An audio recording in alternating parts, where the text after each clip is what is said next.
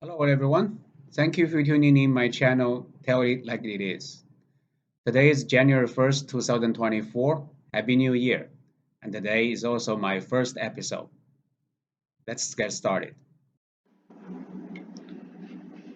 Today's episode is about understand God, a mathematic point of view for non-believers. You may wondering why do we start with this topic? Well, I was born and raised in China as an atheist. God was mentioned, but we never thought about it because there's no text associated with it. There's no story told with it. We were educated just to be a brick on the wall for the communism. However, when I first came to the United States, we know there's Christianity. However, just by going to the church one or two times, um, I found out it's very hard to understand what the people is talking about. It all sounds gibberish to me. So it take me a long time to really actually understand God, get touched by God to my heart. So I found out that if I can, I am willing to use my personal experience to help whoever willing to find God to understand. But make no mistake, I'm not actually trying to make this channel a gospel channel or a preaching channel. At least not,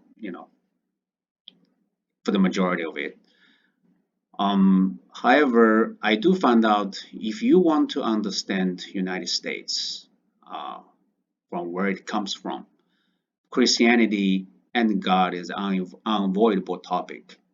So instead of trying to avoid it, let's maybe take this challenge head on. So if you are still looking, I'll go up. Let's start the journey. Well, one of the very important documentation of the United States is the Declaration of Independence. And within the second paragraph of this important document, it reads, "We hold these truths to be self-evident, that all men are created equal." The created, when it was translated into Chinese, it was translated in the equivalent of born. So when I first get to know the Declaration of Independence, we were, we assuming, we understood that what the document said is actually all men are born equal. The reason that the translator translated this way is because in Chinese culture and even in Chinese philosophy, there is no such a thing as a creator.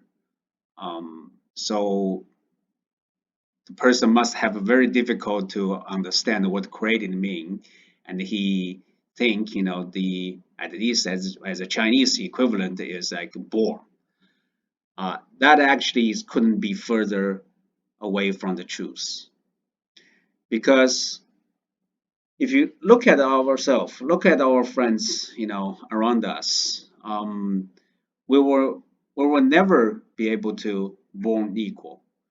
We were born with different,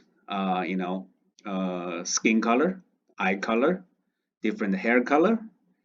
Um we were born into a different family. The family either poor or rich, well educated, less educated.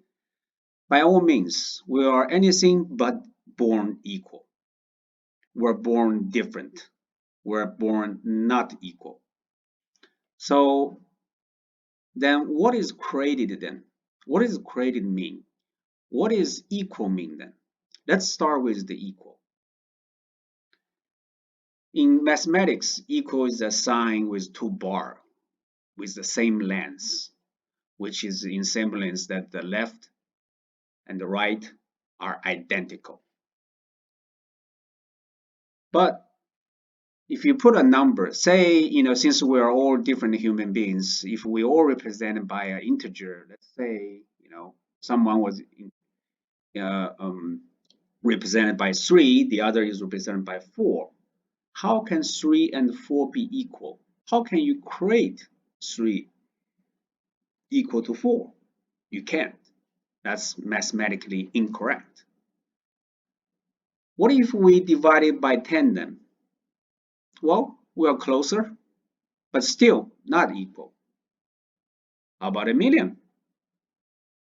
Same. We're much more closer, but we're still not equal.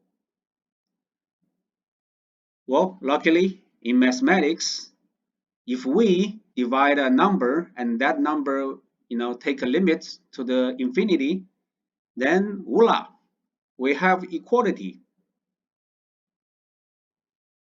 And that equality is 0. So what does that mean? If you really want to understand, if we are 3 and 4, and if we consider God as infinity, then when we compare to God, or if we say, if we are in God's eyes, we are equal. Would that be easier to understand? If we consider God as infinity? I think so. Well, then another thing is also true.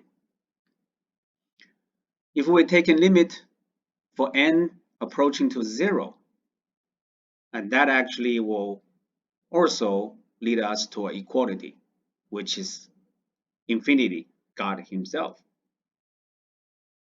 Then you may be wondering, okay, what does the symbol 0 means? Well, again, this is not a proof, just help you to understand. In this particular scenario, I would say, how about consider 0 as Jesus Christ?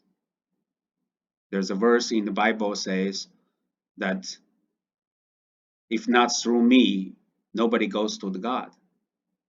And by standing on top of the shoulder of the Jesus, we reach God. Oh, again, something to think about. And also, there's many times we met non-believers who is also happens also to be a scientist. They're always referring to, I can't believe something that I cannot see or I cannot detect by instrument. Well, that is actually a very scientific way of understanding. However, are we really reject anything simply because we cannot see them or touch them, but we believe it is there? For example, what does the symbol 0 means? Nothing, right? Can you detect nothing? Can you see nothing? But you believe nothing must be there, right? Otherwise, there's no 0. Without 0, we don't have positive number. We don't have negative number, right? So even as a scientist, we actually do believe something that we cannot see, we cannot detect, but we believe it's there. So I really encourage people to really take a leap of faith, that believe in something that, although it is not viewable, although it is not touchable, but logically there's a sounding logic supporting that they are there. And I hope you can start with understand God this way. Believe me, what I just said is not in totality and even come close to describe God. However, but if you really a non-believer and you have difficulty to understand God, maybe this will help you. Thank you.